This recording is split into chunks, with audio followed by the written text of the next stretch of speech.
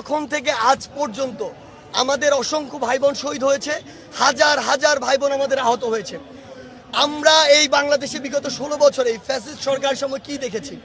এই বাংলাদেশে যদি একটা পিলারও হতো সেটার ক্রেডিট ওই একজন মানুষকে দেওয়া হতো, কারণ সবকিছু নাকি তার নির্দেশে হয়। তাহলে এই যে বিগত 1.5 মাসে বাংলাদেশে যতগুলো হত্যা হয়েছে, বাংলাদেশে যতগুলো খুন হয়েছে, সেগুলোর হুকুম আসলে কোথা থেকে এসেছে আমরা জানি। এই প্রত্যেকটি হুকুম বাংলাদেশের যত বাহিনী ছিল, পুলিশ থেকে শুরু করে যাদেরকে এই হুকুমটি দেওয়া হয়েছে, সেগুলো ওই খুনি হাসিনার কাছে থেকে এসেছে।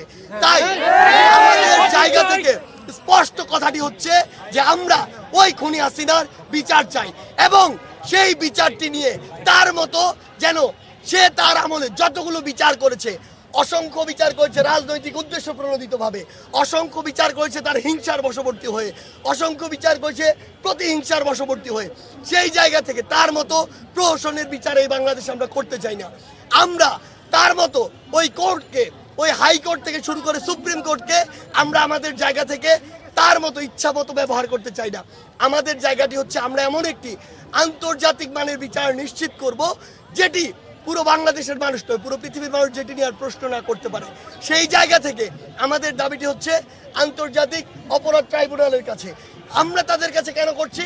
আমরা চাই পুরো বিশ্ব দেখুক সে কত বড় একজন খুনি ছিল, কিভাবে এই দেশের মানুষকে শুধুমাত্র ক্ষমতায় বসে থাকার জন্য খুন করেছে।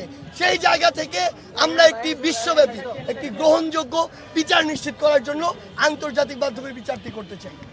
2024 সালে দাঁড়িয়ে কে কি বলছে, কে কি করছে, কার উদ্দেশ্য কি, বাংলাদেশের প্রত্যন্ত অঞ্চলের একটি মানুষও সেটি জানে। সে যে ক্ষমতায় থাকার জন্য আরো 10, 20, 50 হাজার মানুষের লাশ ফেলার জন্য প্রস্তুত ছিল, সেটি বাংলাদেশের প্রত্যেকটি মানুষ জানে। সে এতটাই ক্ষমতা পিপাসু হয়ে গিয়েছিল যে আর্মি, নেভি, এয়ারফোর্সকে পর্যন্ত হুমকি দিয়েছিল যেন যে কোনো উপায় তাকে ক্ষমতায় টিকিয়ে রাখা হয়। এর জন্য বাংলাদেশের মানুষের ওই গণ-অভ্যুত্থানে গুলি চালানোর জন্য সে প্রস্তুত ছিল। আজকে ওই 3 বাহিনী যদি যদি তাদের ওই কথাগুলো বা তার ওই কথাগুলোর এগেনস্টে না দাঁড়াতো, হয়তো বাংলাদেশে অনেক বড় একটি বিভীষিকা হতে পারত। কিন্তু দিন শেষে আসলে এই যে গণ-অভ্যুত্থানটি হয়েছে, এই যে বাংলাদেশের নতুন স্বাধীনতা এসেছে, এটি আসলে রক্ষা করেছে এই দেশের জনগণ।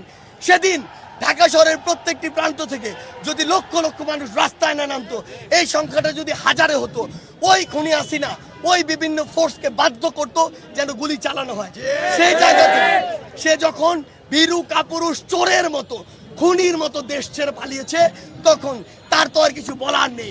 সেই জায়গা থেকে নিজের মুখ বাঁচানোর জন্য এসব নোংরা কথা সে বলছে। কিন্তু আমরা স্পষ্ট করে বলে দিতে চাই, বাংলাদেশের মানুষ এখন আর শিশু নয়। বাংলাদেশের ওই গ্রামের মানুষ এখন যা বুঝাবেন তাই বুঝবে, এই দিন আর নেই।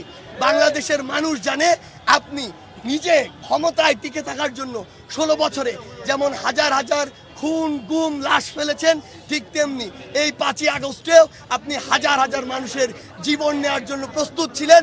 আপনি একজন খুনি, আপনি খুনি শেখ হাসিনা।